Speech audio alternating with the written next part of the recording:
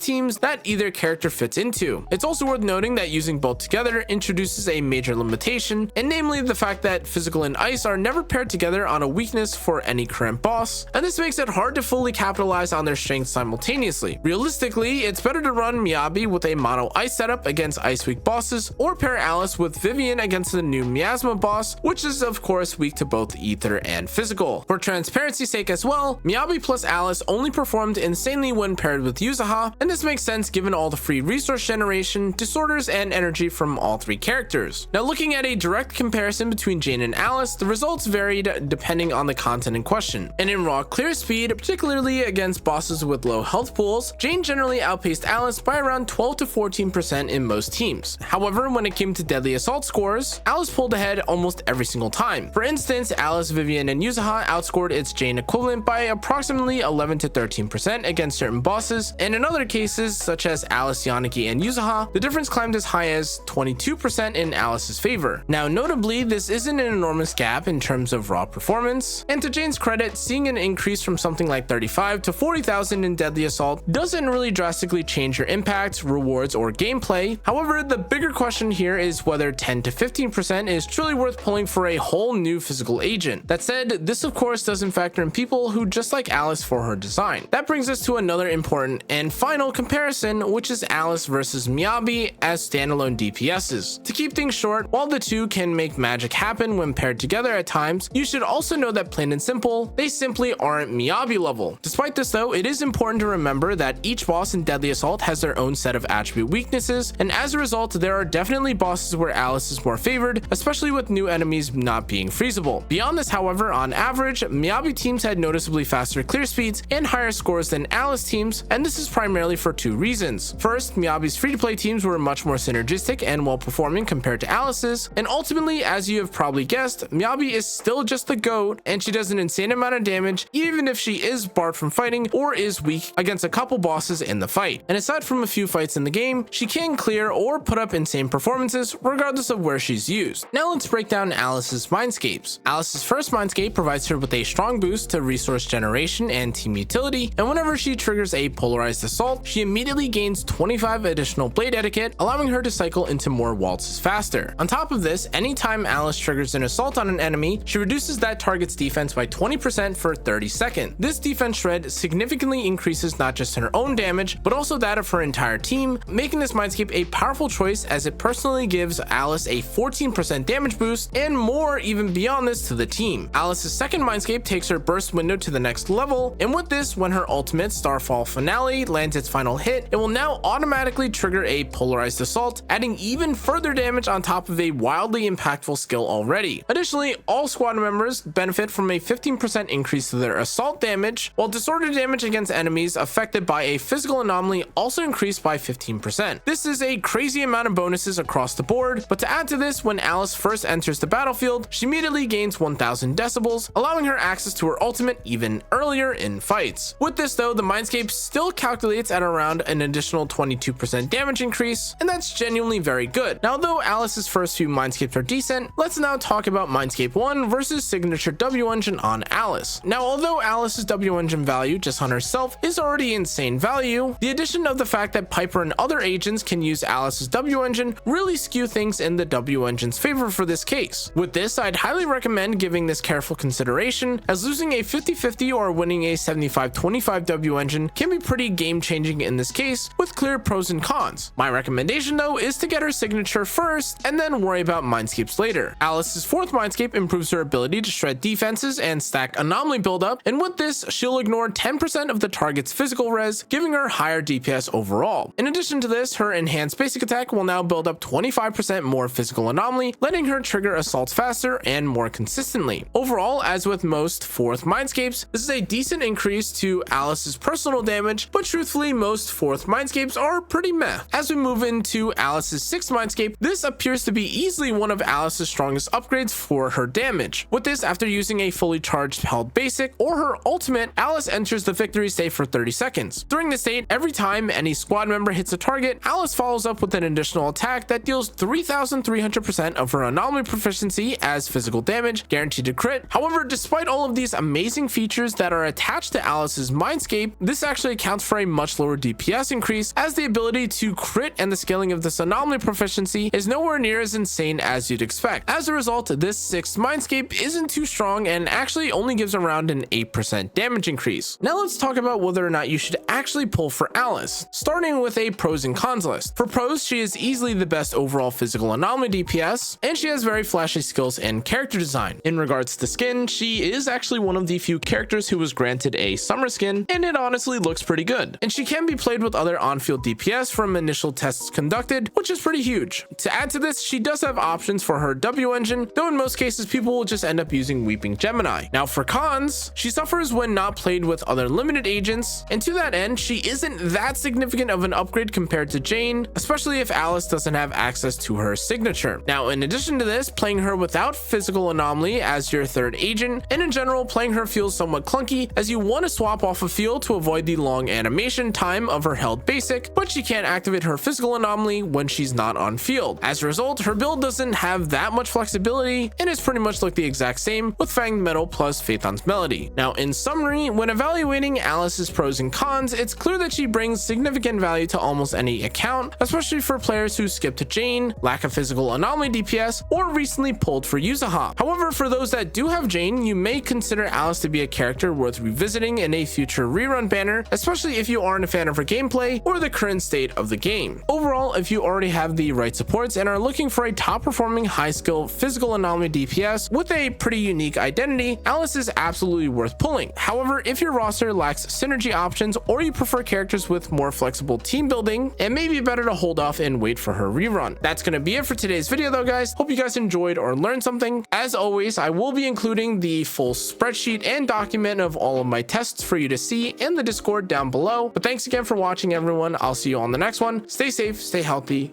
Good night.